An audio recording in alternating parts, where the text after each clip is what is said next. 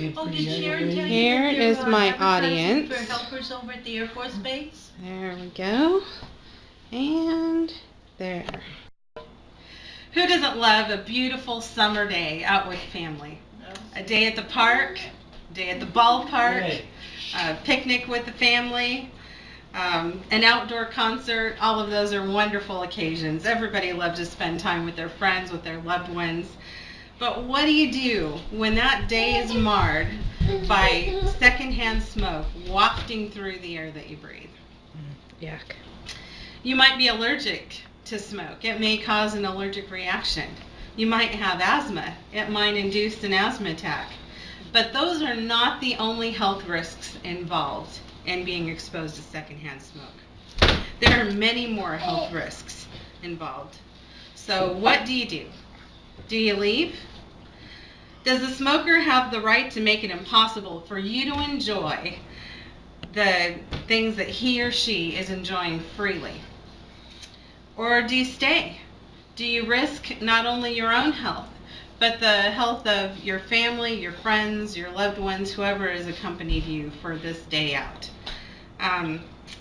The thing is, people should not be involuntarily subjected to secondhand smoke, which puts their present health and their future health at risk. Let's take a few moments and discuss the risk that you face when you're exposed to secondhand smoke and the possible solution or resolution to this problem. We'll start with the health risks. Secondhand smoke does cause serious health risks. That's not debatable anymore. There are many risks that in the past you've associated just with smokers, but here's the thing. They're actually affecting non-smokers who are exposed to secondhand smoke, and we're going to touch on just a couple of those. The American College of Cardiology says that smoking doubles your risk of heart disease and heart attack. But here's the kicker. It increases the risk of heart attack and heart disease in non-smokers exposed to secondhand smoke by 30%. 30%. I mean, that's just incredible to me. Wow.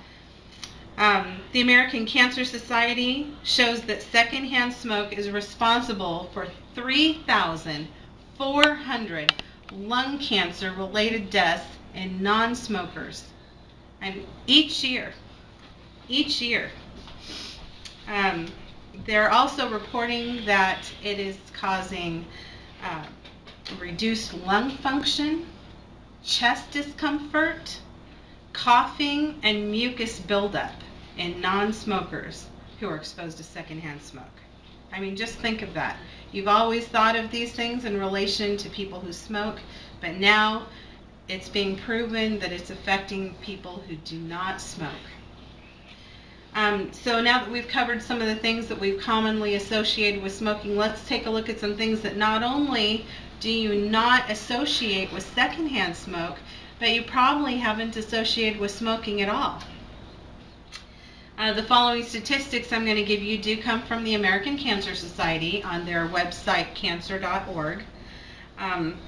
They're reporting that between 50,000 and 300,000 lung infections are reported each year in children under the age of 18 months in relation to secondhand smoke.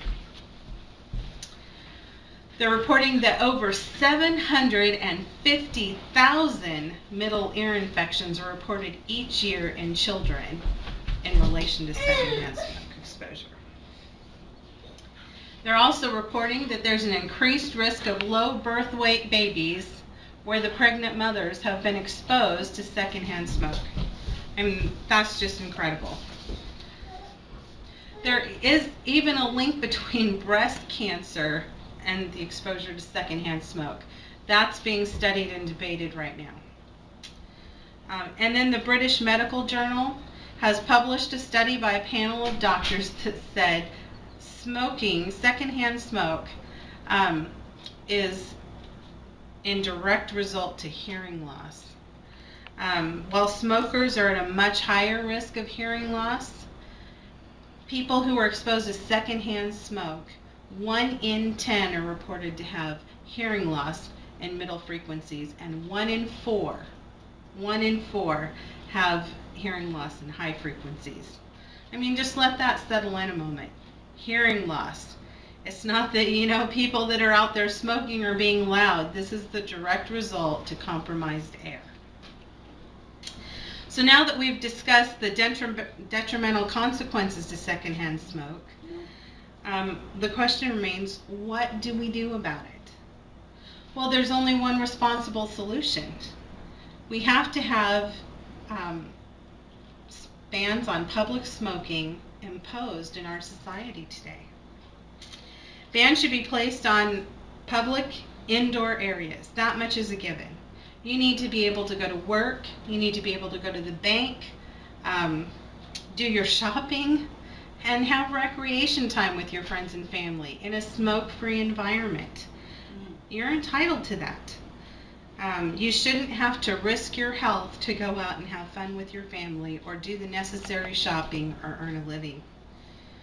There needs to be a ban on public smoking within 25 feet of the entrance of any one of these places. And I'm going to take it a step further.